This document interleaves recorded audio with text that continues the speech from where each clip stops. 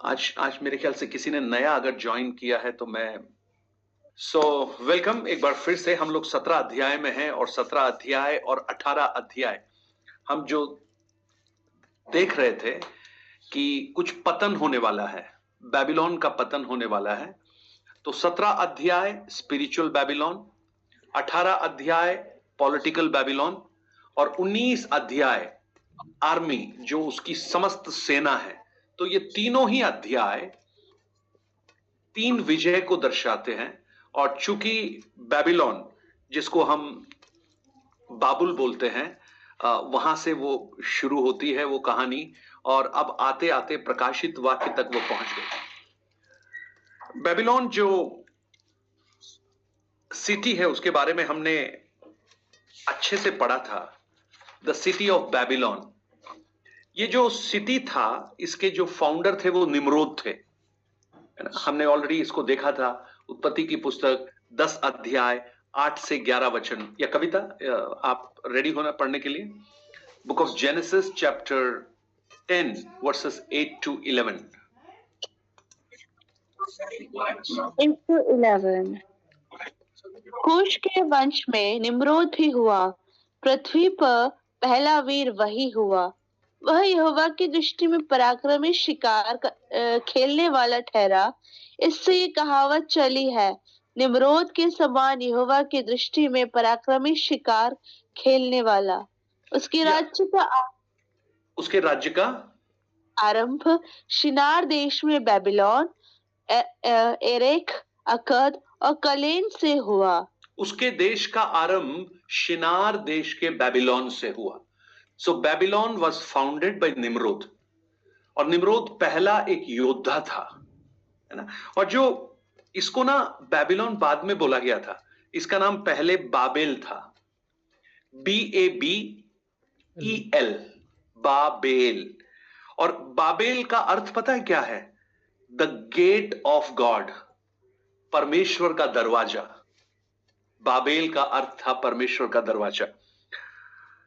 परंतु 11वें अध्याय में उत्पत्ति की पुस्तक में जब बाबेल के टावर का निर्माण किया गया, द टावर ऑफ बाबेल, और ये एक पहला प्रयास था नई सृष्टि के बाद, यानी नूह के बाद जो नई सृष्टि परमेश्वर ने बनाई, शेम, हाम, याफेत के द्वारा, नूह के संतानों के द्वारा। ये पहला प्रयास था जो परमेश्वर के विरोध में किया गया था। एक तरह से एक परमेश्वर के इक्वल होने का एक प्रयास, परमेश्वर से ऊपर पहुंचने का एक प्रयास। और उसके परिणाम स्वरूप परमेश्वर ने जो दंड उन्हें दिया वो था उनकी भाषा में गड़बड़ी पैदा करना, है ना। उनकी लैंग्वेज को डिस्टर्ब कर दिया। उस समय तक पूरी विश्व में एक ही भाषा थी, पर उसके बाद भाषा बदल गई। और जब भाषा बदली तो जो बाबेल जो शब्द था वो भी बदल गया। वो बाबेल से उसका जो अर्थ है ना, अर्थ बदल गया। पहले था उसका अर्थ द गेट ऑफ गॉड, परमेश्वर का दरवाजा। लेकिन अब पता है, जब भाषा में परिवर्तन हुआ ना, तो उनकी ग्रामर, उनकी वोकेबुलरी, वो सब जब बदली तो इसका अर्थ पता है क्या हो गया? कंफ्यूजन। कंफ्यूजन यानी, कंफ्यूजन समझते हैं ना, हिंदी में क्या बोलेंगे उसको? कंफ्यूजन को हिंदी में क्या कहेंगे, कोई बता दीजिए? डाउट, की स्थिति, संदेह। हाँ, संदेह।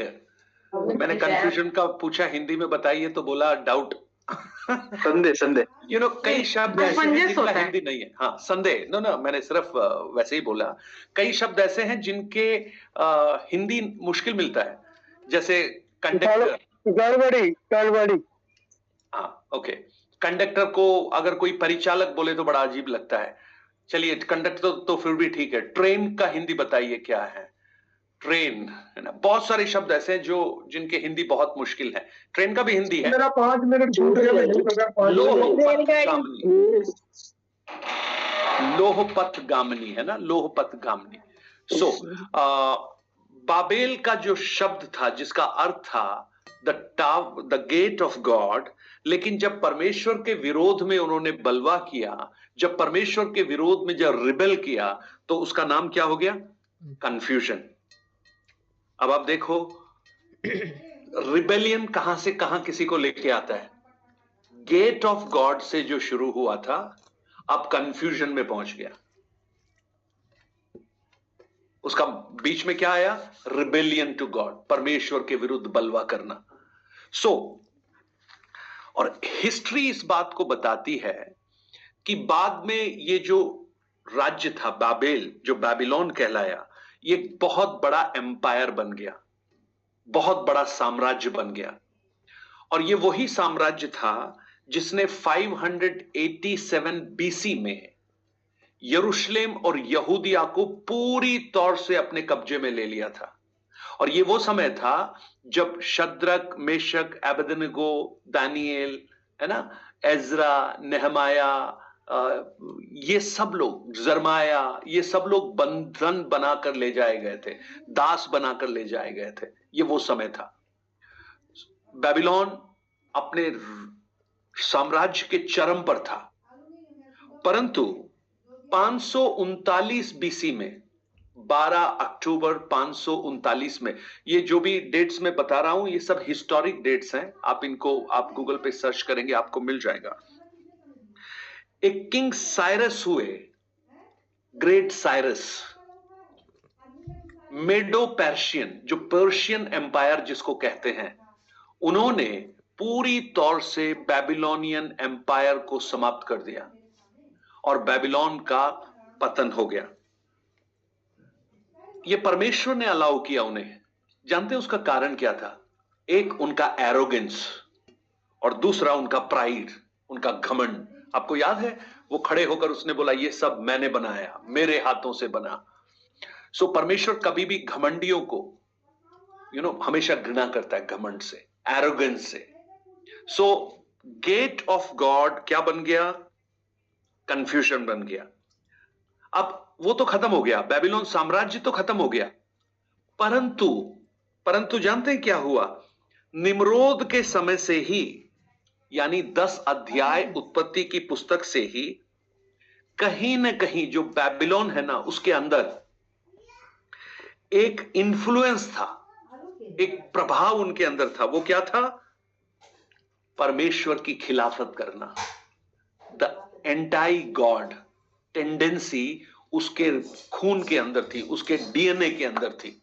तो वहां जो भी पैदा होता था उसके अंदर ये भावना भर जाती थी कि वो परमेश्वर के विरोध में खड़े हो।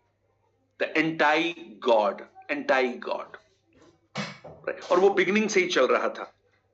और इसीलिए जब हम लास्ट में आते हैं, यहां भी हम बाबेल को देखते हैं, बेबीलोन को देखते हैं, जिसके बारे में हमने पढ़ा कि बेबीलोन ने अपनी जो मदिरा है ना, हमने 17 अध्याय में अभी हमने पढ़ा था ना शुरू में, आप पढ़िएगा उसका चौथा वचन, 4 वचन एक बार पढ़िएगा। यह स्त्री बैंचनी और लाल रंग के कपड़े पहने थे और सोने और बहुमूल्य मणियों और मोतियों से सजी हुई थी, और उसके हाथ में एक सोने का कटोरा था जो घृणित वस्तुओं से और उसके व्यभिचार की अशुद्ध वस्तुओं से भरा हुआ था। ये जो स्त्री है, ये कौन है स्त्री? ये बेबीलोन को बताया गया, क्योंकि उसके बारे में बोला है कि वो वैश्या सिर्फ नहीं, वैश्याओं की माता भी है ना, 5 वचन में हम पढ़ते हैं। पर इसके जो वस्त्र है ना, वो कौन सा है? एक तो है बैंचनी और एक है किरमजी। इसको इंग्लिश में जब बोलते हैं वो है पर्पल एंड, कौन कौन से कलर है?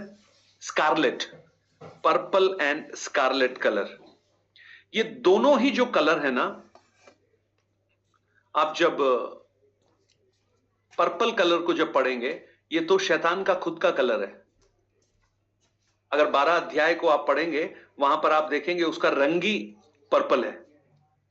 अब एक बार पढ़ लीजिएगा, वो चैप्टर 12 एक बार निकालिए और उसका आप पढ़िएगा।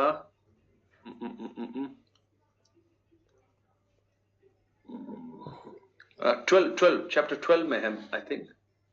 इस कारण हे स्वर्गों और उनमें रहने वालों मगन हो, हे पृथ्वी और समुद्र तुम पर हाय। I think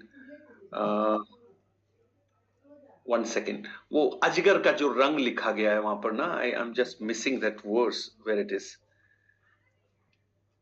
One second, give me a minute. अजगर जो किरमजी कलर का, वो कलर सेम लिखा हुआ है। 12 का 3 है, 12 का 3, बड़ा लाल अजगर 12 का 3 में 12 का 3 है। 12 का 3 पढ़िएगा, या 12 का 3 एक बार पढ़िए। एक और चिन्ह स्वर्ग में दिखाई दिया, और देखो एक बड़ा लाल अजगर था, जिसके 7 सिर और 10 सींग थे, और उसके सिरों पर 7 राजमुकुट थे। और अजगर का रंग क्या था? लाल का बड़ा लाल अजगर, लाल रंग का, है ना? किरमजी, वो सेम कलर, इंग्लिश में जब आप पढ़ोगे तो वो सेम कलर लिखा है जिस कलर के जो क्लोथ इस स्त्री ने पहने हुए हैं। आप जब शैतान का कलर देखेंगे तो वही कलर उसने पहना हुआ है, और यहां तक कि जो लाल रंग है ना, वो पाप को भी दर्शाता है। यशायाह 1 अध्याय उसका 18 वचन, वहां पर परमेश्वर कहता है, आओ हम वाद विवाद करें, तेरे पाप चाहे लाल रंग के भी क्यों ना हो। Sin is associated with red colour. तेरे पाप चाहे लाल रंग के भी क्यों ना हो, परंतु मैं उन्हें धोकर हिम के समान श्वेत बनाऊंगा। अगर इस स्त्री को, जो बेबीलोन है, वो उसके जो वस्त्र भूषण देखें तो वो वही कलर है जो शैतान का कलर है। और ये जो कलर है ना, पर्पल और स्कारलेट कलर, ये बहुत एक्सपेंसिव कलर थे उस समय में। इनकी जो डाइज होती थी, सबसे एक्सपेंसिव कलर होती थी। आपको याद है बुक ऑफ एक्ट्स उसके 16 अध्याय में एक लीडिया नामक एक महिला थी, याद है आपको? वो कौन से वस्त्र का व्यापार करती थी? सेम कलर, बैंजनी वस्त्र, और वही कलर ये वाला है, बैंजनी वस्त्र। और वो बहुत महंगे होते थे, लाइक आज के मलमल की बात करें, आप अगर बात करें आज रेशम की बात करें, वो एक्सपेंसिव क्लोथ्स होते थे। ये जो स्त्री है कैसे बैठी हुई है उसके वस्त्र देखकर, और हमने 5 वचन में 17 के 5 में हमने 17 के 4 में हमने पढ़ा, उसके हाथ में क्या है? एक सोने का कटोरा है। 17 के 4 को देखिए, उसके अंतिम भाग में उसके हाथ में एक सोने का कटोरा है, और वो भरा किससे है? घृणित वस्तुओं से और व्यभिचार की अशुद्ध वस्तुओं से भरा हुआ है। मैंने लास्ट क्लास में आपको बताया था कि पाप जो है ना, बाहर से बहुत चमकीला दिखाई देता है, सोने की तरह चमक रहा है, लेकिन अंदर क्या है? उसके घृणित वस्तुएं हैं। पाप को ये पता है बहुत आकर्षित करता है। जैसे आदम और हवा, जब हवा को शैतान ने बोला, सर्प ने बोला कि ये फल खाने में सुंदर है, तब इसने उस फल को देखा ना, वो बहुत आकर्षित हो गई उससे। और आज भी मैं आपको कहूं, जो 90% जो पाप है ना, वो आंखों के आकर्षण से आता है। तो दैट इज वेरी डिसीव, वो बहुत धोखा देने वाली वस्तु है। इसलिए बहुत ध्यान रखिए अपनी आंखों का।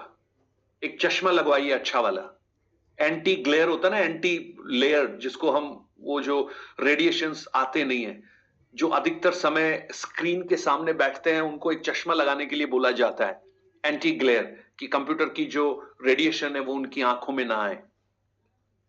तो परमेश्वरीय चश्मा जब आपके पास होगा ना, आपका नजरिया बदल जाएगा। यूसुफ ने एक चश्मा लगा के रखा हुआ था, आपको याद हो। अब मुझसे ये मत पूछना कौन सी कंपनी का था, अगर मुझसे पूछोगे तो मैं तो यही बताऊंगा वो गॉडली कंपनी का था। क्योंकि जब पोतीफर की पत्नी ने उसे देखा तो उसने कुछ और तरीके से देखा, लेकिन जब यूसुफ ने देखा तो उसके आंखों में चूंकि परमेश्वर का चश्मा था, इसलिए वो कभी भी पाप नहीं कर पाया, उसको आकर्षित नहीं कर पाई वो स्त्री। लेकिन ये जो है ना, इसके वस्त्र भूषण से, और क्या क्या पहना हुआ उसने, सोने और बहुमूल्य मणियों और मोतियों से सजी हुई है। तो ये बहुत आकर्षित करने वाली चीज है। तो बेबीलोन जो है वो सिंबल है वर्ल्ड के फॉल्स रिलीजन का। और वो क्या करता है, वो सच्चे आराधना से लोगों के मन को भटकाकर उस पाप और उस अडल्ट्री की ओर मनुष्यों को लेकर जाता है। और इसे हार्लट कहा गया है, हार्लट, वेश्या कहा गया है 5वें वचन में। वेश्या क्या होती है? वेश्या का मतलब क्या है? जब एक पति और पत्नी की शादी होती है तो वो एक वाचा बांधते हैं, कवनेंट, कवनेंट।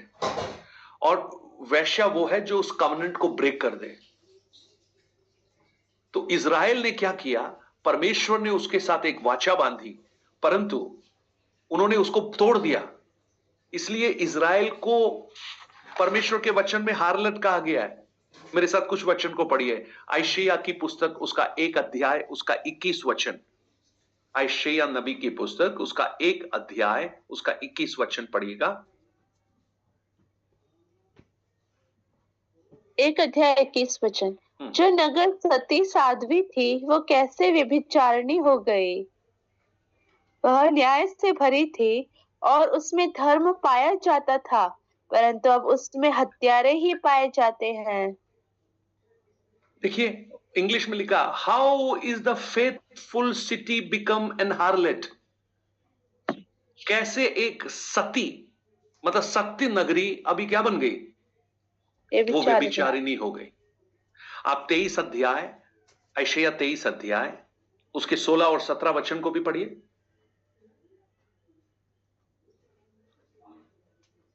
सोलह और 17।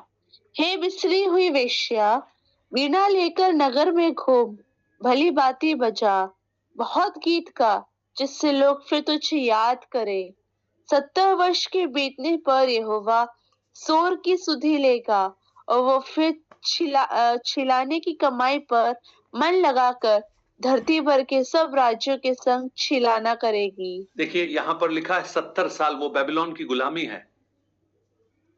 इज़राइल के बारे में कहा गया है, हे बिसरी हुई वेश्या, तू वीणा लेकर नगर नगर घूम, भली भांति बजा, बहुत गीत गा, जिससे लोग फिर तुझे याद करें।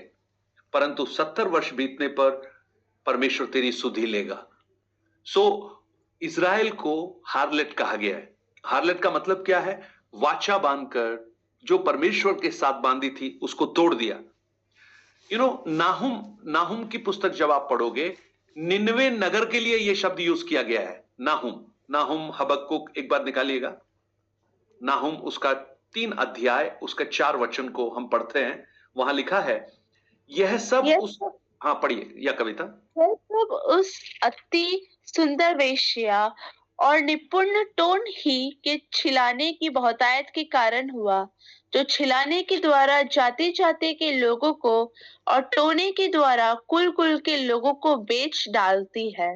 अब जब इसको शुरू से पढ़ेंगे ना, पहले वचन में लिखा है, हाय उस हत्यारी नगरी पर। यह निनवे के बारे में लिखा है। जब परमेश्वर का प्रकोप निनवे के ऊपर पड़ने वाला था, जोना को भेजकर वहां पर उसने प्रचार करवाया, तब उस निनवे की अवस्था के बारे में लिखा है। वो कैसी नगरी है? उसे भी हार्लट कहा गया है, एक वेश्या कहा गया है। सो ये जो कलर है जो उस स्त्री ने पहना हुआ है, चमकीला कलर, स्कारलेट एंड पर्पल, और मोती और वीणा, और मोती और सोने से वो सजी हुई है। आपको मालूम है, आपने देखा होगा ना, ये जो हार्लेट्स होती है, वेश्याएं होती हैं, वो बहुत ही आकर्षक कपड़े पहनती हैं जिससे लोग उन्हें देखकर उनकी ओर आकर्षित हो जाएं। तो बेबीलोन ने भी यही किया। उस 10वें अध्याय से जब बेबीलोन का इतिहास शुरू हुआ, तब से लेकर जब तक बेबीलोन का पतन नहीं होगा, तब तक वो क्या कर रही है? अपने उस व्यभिचार की मदिरा को, घृणित बातों को वो जाति जाति के लोगों को पिला रही है। यानी क्या कर रही है? अपने उस पाप को उनके अंदर इंजेक्ट कर रही है। सो आज जो भी पाप की जो बातें आपको दिखाई देती हैं, उनका ओरिजिन वहां से हुआ है। ओरिजिन तो आदन की वाटिका से हुआ है, लेकिन सिस्टमैटिक तरीके से एक इंस्टीट्यूशनलाइज्ड किया गया जो पाप है, वो निम्रोद के समय से बेबीलोन से शुरू हुआ। राइट? अब आप 7 वचन को और 8 वचन को पढ़िएगा, 17 अध्याय प्रकाशित वाक्य उसका 7 और 8 वचन। तब उस स्वर्गदूत ने मुझसे कहा, तू क्यों चकित हुआ? मैं उस स्त्री और उस पशु का जिस पर वो सवार है और जिसके 7 सिर और 10 सींग है, तुझे भेद बताता हूँ। जो पशु तूने देखा है वह पहले तो था पर अब नहीं है, और अथाह कुंड से निकलकर विनाश में पड़ेगा। और पृथ्वी के रहने वाले जिनके नाम जगत की उत्पत्ति के समय से जीवन की पुस्तक में लिखे नहीं गए, इस पशु की यह दशा देखकर कि पहले था और अब नहीं है और फिर आ जाएगा, अचंबा करेंगे। पहले था, फिर नहीं था, फिर आ जाएगा, है ना। मैंने आपको बताया 539 में बेबीलोन पूरी तरह से समाप्त हो गया था, लेकिन वो फिर से एक बार एग्जिस्टेंस में होगा, और उसके बाद फिर क्या होगा?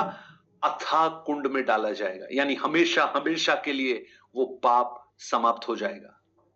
अब इसके बारे में स्वर्गदूत खुद उसका वर्णन कर रहा है, उस पशु के बारे में जो बीस्ट देखा था, है ना। 9 वचन में लिखा है, उस बुद्धि के लिए जिसमें ज्ञान है यही अवसर है कि वे 7 सिर 7 पहाड़ हैं जिन पर वह स्त्री बैठी है।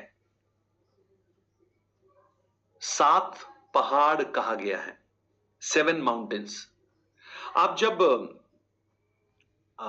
द ज्योग्राफी ऑफ रोम को जब आप पढ़ेंगे ना, रोम साम्राज्य, उसको सिटी ऑन 7 हिल्स कहा गया है। अभी जो बेबीलोन है वो एक सिंबल है, और वो किसको रिप्रेजेंट कर रहा है? रोम को रिप्रेजेंट कर रहा है, क्योंकि Rome is the capital of that world. उस संसार का एक तरह से सबसे समृद्ध और सबसे दृढ़ राज्य वही है। इसको समझने के लिए आपको एक और वचन आप पढ़िएगा, उसका 10 वचन पढ़िए एक बार, आपको समझ में आ जाएगा।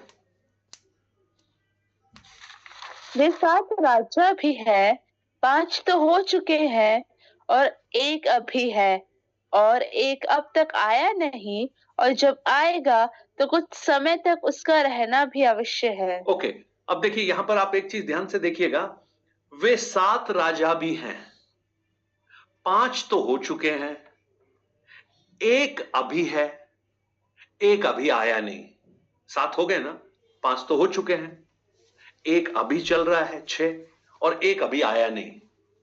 सो यूहन्ना जब इस दर्शन को देख रहा है तो वो एक हिस्ट्री को भी देख रहा है। 5 किंगडम्स, राजा जो बोले 5 किंगडम्स, वो हो चुके हैं। वो कौन कौन से किंगडम थे? सबसे पहले इजिप्शियन किंगडम, इजिप्ट, उसके बाद अशूर साम्राज्य, एक एक कर। उसके बाद बैबिलोनियन किंगडम, बैबिलोनियन को किसने हराया? पर्शियन किंगडम, मेडो पर्शियन। और उसके बाद कौन आया? ग्रीस। और ग्रीस के बाद ये 5 हो गए। कौन कौन से? Egypt, Ashur, Babylonian, Medo Persian and Greece, ये 5 हो चुके हैं। और यूहन्ना के समय में कौन सा साम्राज्य चल रहा है? रोम चल रहा है। रोम के बाद एक और आएगा, 7वां, है ना, वही लिखा है ना, 7, वह अभी आएगा और कुछ समय तक उसका भी रहना अवश्य है। और ये 7वां किंगडम किसका है? वो इस बीस्ट का किंगडम है, जो शैतान का किंगडम है, वो 7th किंगडम है। वो थोड़े समय के लिए, यानी 3.5 years के लिए उसका रहना भी जरूरी है। Right, clear. और यहां जब आप पढ़ेंगे उसके उस बीस्ट के ना 10 सिर भी थे, 10 हॉर्न, 10 क्या थे? हॉर्न, उसके 10 सींग थे। ये सींग किस बात को दर्शाता है? ये सींग 10 किंग्स को दर्शाता है। वो किंगडम नहीं है, बड़े साम्राज्य नहीं है, लेकिन स्पेशल किंग्स है। वो क्या करेंगे? इस बीस्ट के साथ मिल जाएंगे, यानी मसीह विरोधी जो है उसके साथ मिलेंगे, उसको पावर देंगे, अपना सहयोग देंगे, उसके आधिपत्य को स्वीकार करेंगे, उसके अधीन हो जाएंगे और एक बड़ा समूह स्थापित कर लेंगे। जैसे अभी आप देखते हैं यूनाइटेड स्टेट्स ऑफ यूरोप, अब देखते हैं ना, कई राज्यों ने मिलकर कई कई, आप देखना वर्ल्ड में बहुत सारे ऐसे संगठन बने हुए हैं, अलग अलग। तो ऐसे ही 10 राज्य मिलकर एक बड़ा एक संगठन बना सकते हैं, और वो पूरा की पूरा एंटी रिलीजन कार्य करेगा, क्योंकि वो शैतान का कार्य होगा, मसीह विरोधी का कार्य होगा, और झूठे भविष्यद्वक्ताओं का कार्य होगा। और झूठे भविष्यद्वक्ता उस समय क्या कर रहे होंगे? वो बहका रहे होंगे लोगों को। और आज आप देखिएगा, आज बहुत सारी बातें, और यीशु मसीह ने तो इस बात को बहुत अच्छी तरह से कहा था कि अंत के दिनों में बहुत से झूठे भविष्यद्वक्ता आएंगे, वो तुम्हें भड़काएंगे। यहां तक कि कोई कहेगा परमेश्वर का राज्य इधर है, कोई कहेगा परमेश्वर का राज्य इधर है, लेकिन तुम विश्वास मत करना। सो आज हमें बहुत जरूरी है कि हम धोखा न खाएं, और जो वास्तव में जो वचन की सच्चाई है उसी को हम थामे रहें, और हम जाने इस प्रकाशित वाक्य को पढ़ते हुए कि हमारा प्रभु का वचन जो लिखा गया है वो अक्षरत पूरा होगा। यानी वो जब किंगडम आएगा, उसका किंगडम, किसका किंगडम? जब शैतान का किंगडम आएगा, वो 3.5 साल, जो 7 साल के पीरियड में से अंतिम 3.5 साल बहुत ही कठिन समय रहने वाले हैं, राइट? सो वो कलर सिन को दिखाता है। ये 10 जो हॉर्न है, ये 10 हॉर्न किसको दिखाते हैं? 10 राजाओं को दिखाता है। और 7 जो सिर हैं वो 7 हिल को दिखाता है, यानी रोम उन 7 हिल के ऊपर बैठा हुआ है। 1-2 वचन और पढ़ लीजिएगा। भजन संहिता 30 अध्याय उसका 7 वचन पढ़िए। Psalms 30 verse 7 एंड दानियल की पुस्तक 2 अध्याय उसका 35 वचन भी पढ़ लीजिएगा।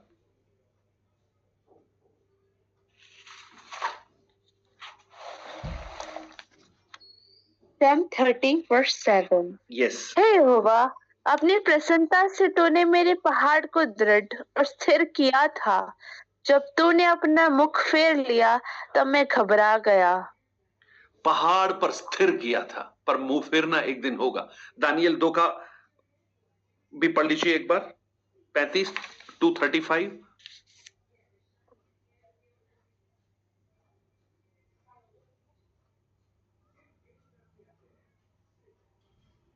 Daniel 2:35 2:35 Daniel.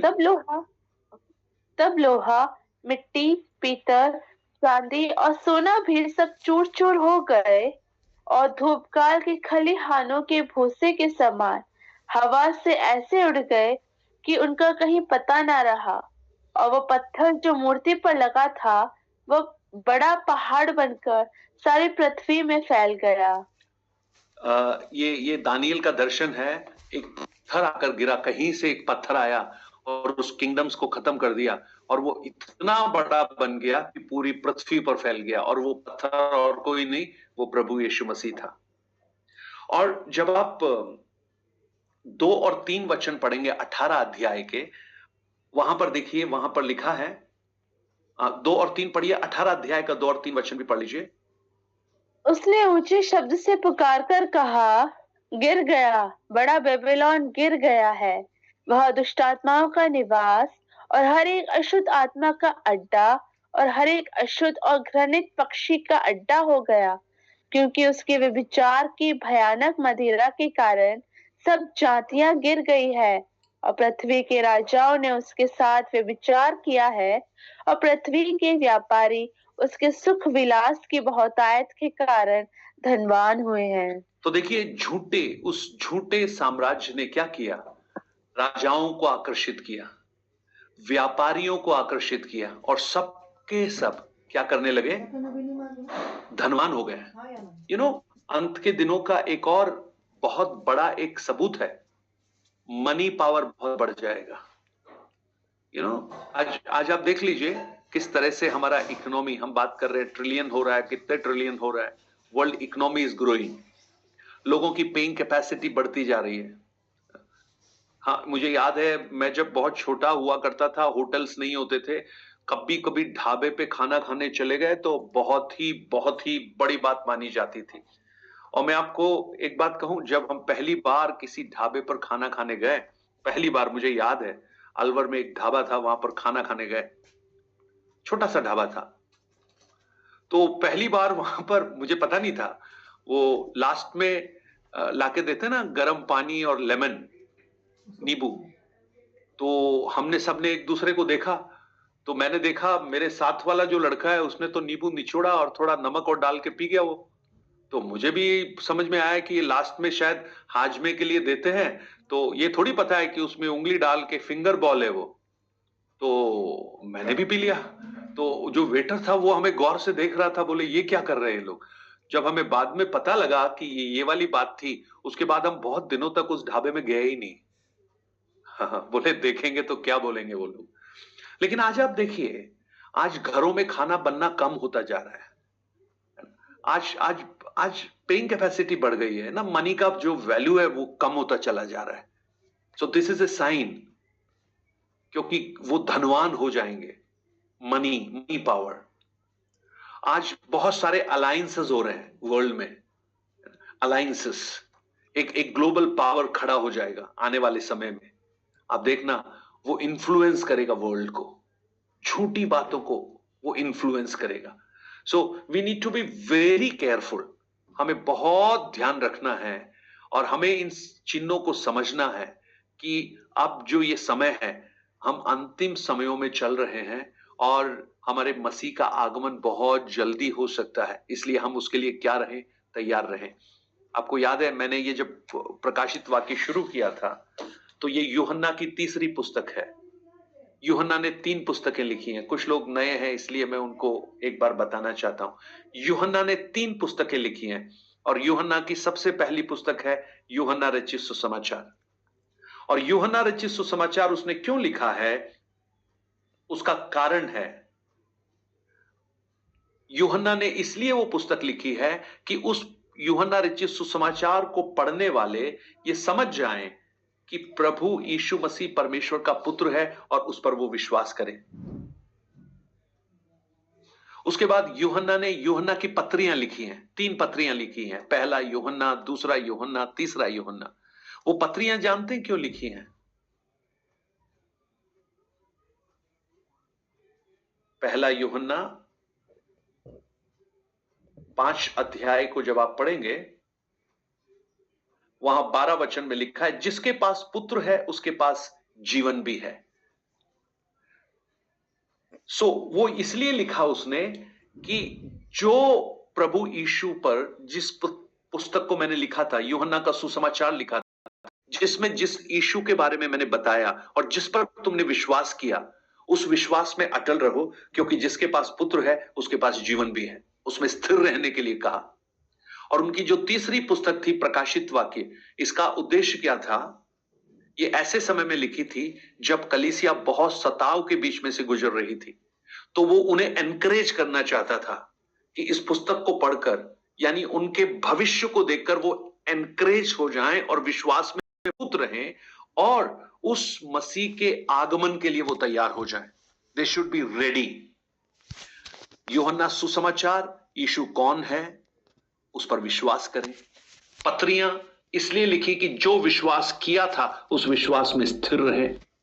प्रकाशित वाक्य, जो विश्वास तुमने किया था, जिसमें तुम स्थिर हो, अब उसका प्रतिफल मिलने वाला है, जाने के लिए तैयार हो जाए। ये तीनों पुस्तकें 3 सच्चाइयों को बखान करती हैं और प्रकाशित वाक्य पढ़ने का उद्देश्य यही है कि हम उसके आगमन के लिए तैयार हो जाएं। राइट? कल मैं इस चैप्टर को फिनिश करूंगा। कोई क्वेश्चन है तो पूछिएगा, और कुछ विशेष बातें हैं प्रार्थना करने के लिए हमको करना है।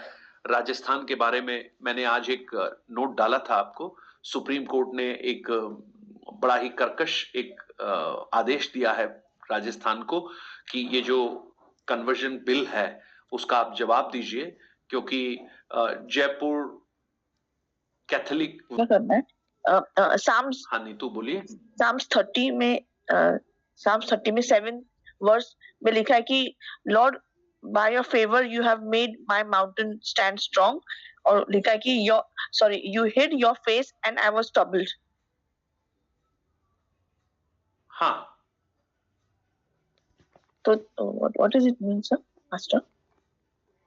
नहीं, आप फिर से एक बार पढ़िए। ये एक्चुअली जो सैम है ना, ये सैम आप जब शुरू करेंगे, इसका टाइटल अगर आप देंगे ना उस सैम का, तो वो है विलाप से आनंद, मॉर्निंग टू डांसिंग।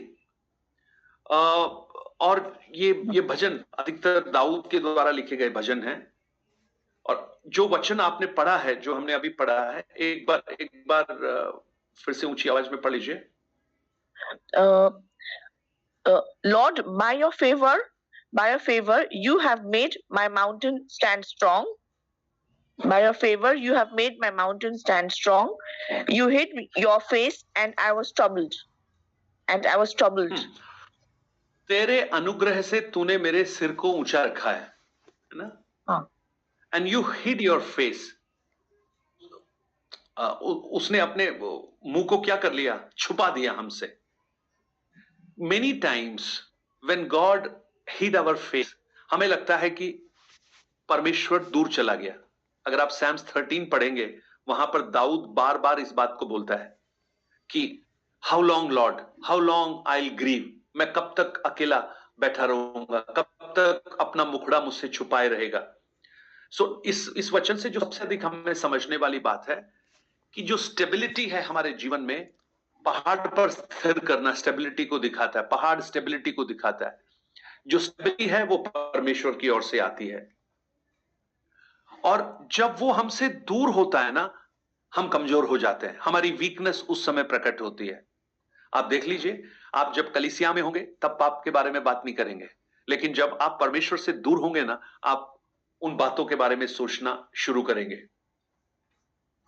और जितना अधिक हम उस पर भरोसा रखेंगे, उतना ही अधिक वो हमें रिस्टोर करेगा, हमें वापस खड़ा करेगा, पुनर्स्थापित करेगा। मेरा एक क्वेश्चन है।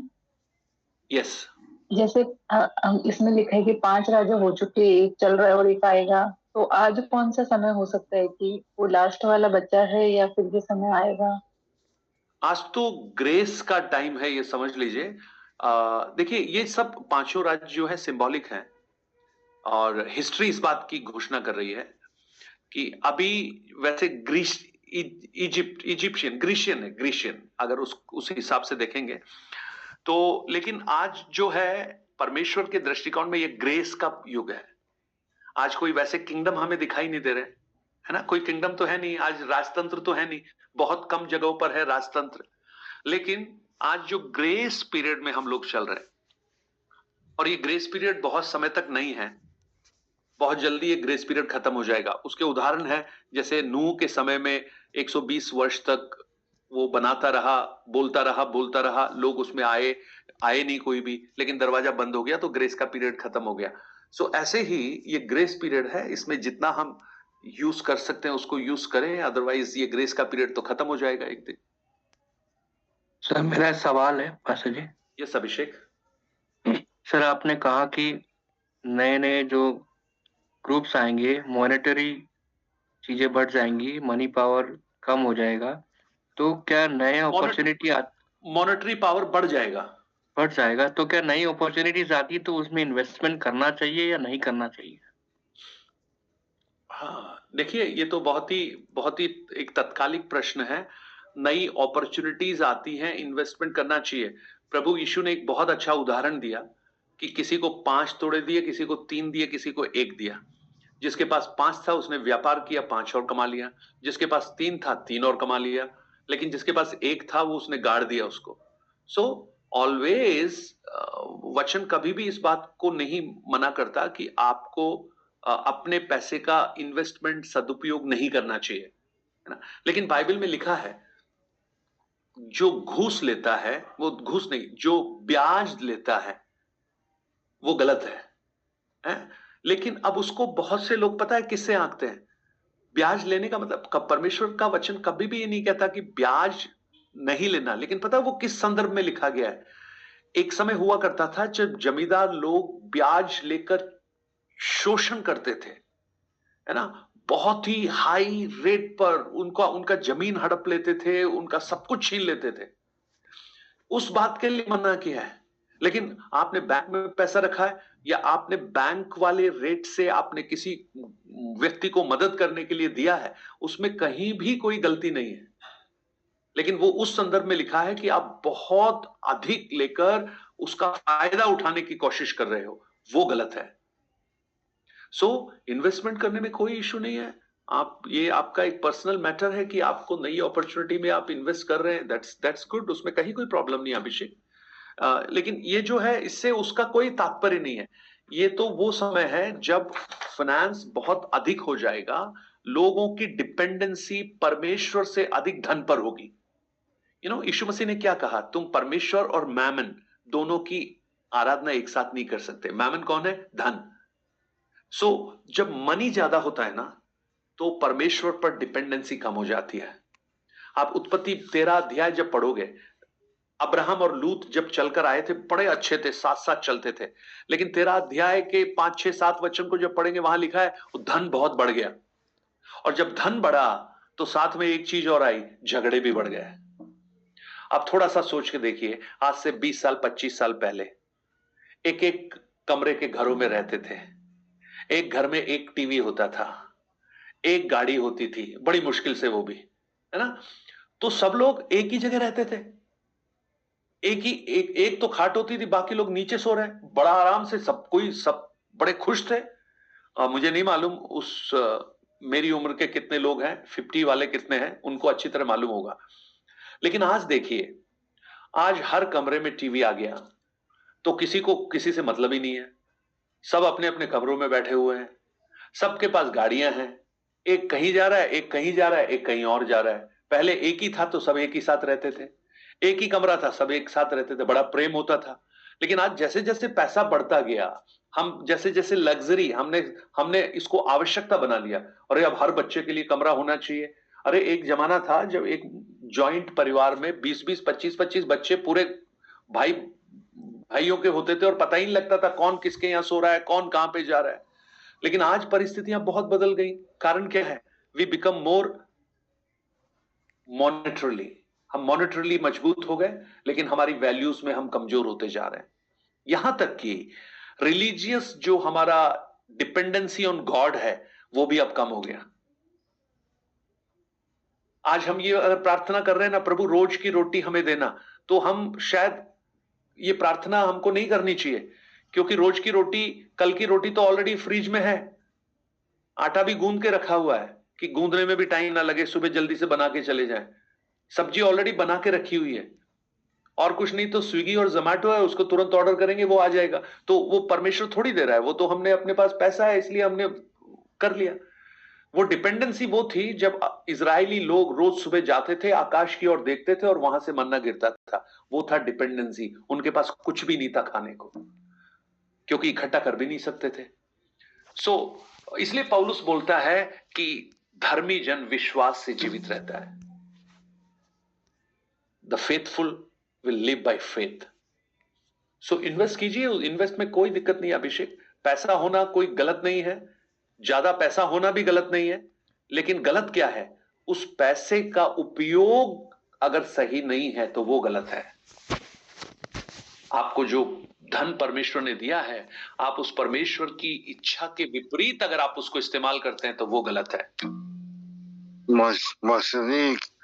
एक question. Yes uncle. See, more money makes more sense. और जो हम पैसे की जगह पे जो कुछ है वो ऊपर इकट्ठा कर रहे हैं, तो ज्यादा पैसे की जरूरत क्यों है? और हमको, मैं अपनी बताता हूँ, जब हमारे पास बहुत से बैंकर्स आते हैं कि साहब आपका काम बहुत अच्छा है, लोन ले लीजिए, तो हम कहते हैं भैया हम जल्दी मरना चाहते हैं, लोन के मरेंगे तो कफन में जेब नहीं होती, इसलिए हम सोचते हैं ज्यादा पैसा भी बुरी चीज है। आप बिल्कुल सही कह रहे हैं अंकल। और ये तो बाइबल बताती है। पहला तिमोथी 6 अध्याय उसके 10 वचन में क्या लिखा है? क्योंकि रुपयों का लोभ सब प्रकार की बुराइयों की जड़ है, जिसे प्राप्त करने का प्रयत्न करते हुए कितनों ने विश्वास से भटककर अपने आप को नाना प्रकार के दुखों से छलनी बना लिया है।